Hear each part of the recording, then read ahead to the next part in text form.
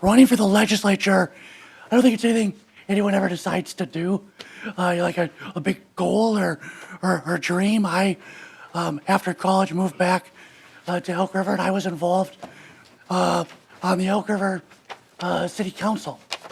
And my dad had been police chief in Elk River for 23 years. We'd grown up there. The city had bent over backwards to take care of and accommodate my family, especially in the years when I was so sick to the point of allowing my dad every day to set up a mini police chief office in my ICU hospital room for the 5.5 months I was at Abbott, where he would come down there each day. And so for me, I wanted to do some public service, and I wanted to represent the community in which I lived. And I think, like any city council member, you get there and you think, oh, this would be a lot easier if the people down St. Paul weren't screwing everything up. Then I think you get down here and go, oh, it'd be a lot easier if the feds didn't screw everything up. No, I'm not running for Congress. So I came down here really by happenstance of following redistricting in an open seat. I told the story a few times in the last couple of weeks. I wasn't overly politically active prior to being elected. And so I got here, and the Republicans had come into the minority of everything. And I didn't really know that many people. And there were some issues I cared about, and didn't feel like I even knew the folks on my side of the aisle that well. And so every day I would take a few pieces of candy and stuff it in my coat pocket and walk around the floor of the House with green jackets talking about what I was working on, and trying to get co-authors, and in some ways bribing people with chocolate and Sour Patch Kids. And eventually, a few weeks in, one of our first late nights, I had a few members come over to my desk and say, Zerwas, you got any candy?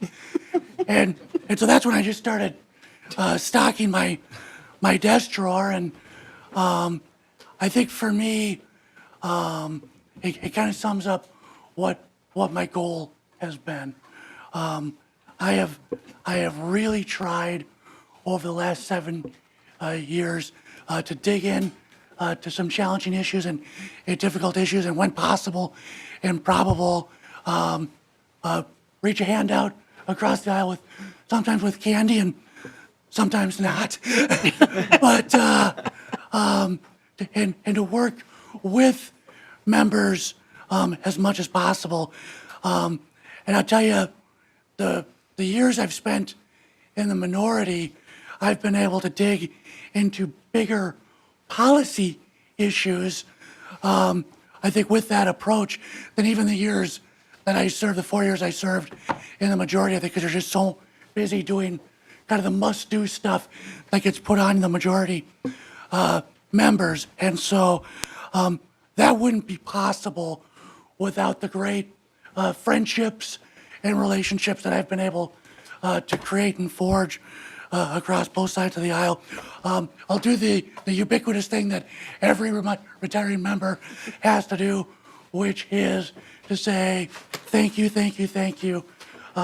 to our partisan staff, our nonpartisan staff, the folks that are here way before we get here and are here long after we leave. And I can't count the number of times Randy Chun or others in a very gracious or polite way said, "You sure you want to do that?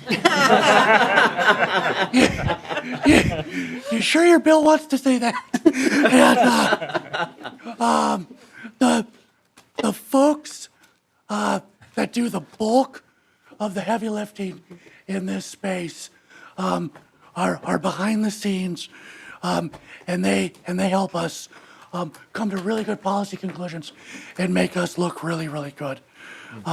It's been an honor of a lifetime serving, but I think I'm going to find even more fun spending those late evenings at home with Jackson and with Bet, who, without their support the last few years, through kind of a challenging time in my life, both medically and just life, I wouldn't have been able to serve this long.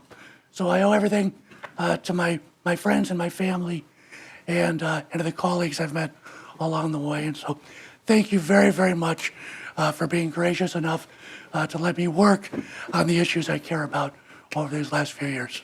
Well, thank you.